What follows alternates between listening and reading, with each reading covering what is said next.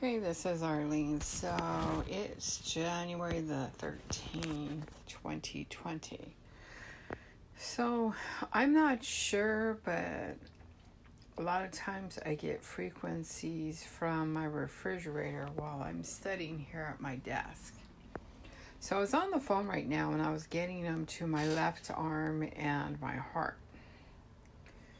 And I'm not really sure, if there is something in here that I don't know about.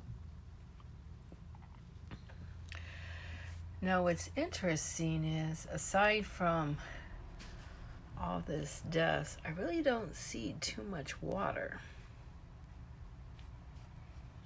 So, that's my refrigerator underneath. See, it's got a lot of cat hair and dust. So I should vacuum it.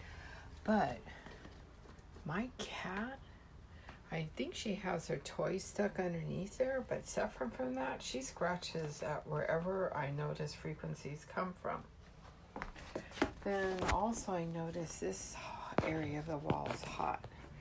Not only is the outlet letting out frequencies right now at a low, but it could get maxed out. This whole area is really emitting frequencies. Of course, there is work that's been done to the wall, as you'll see.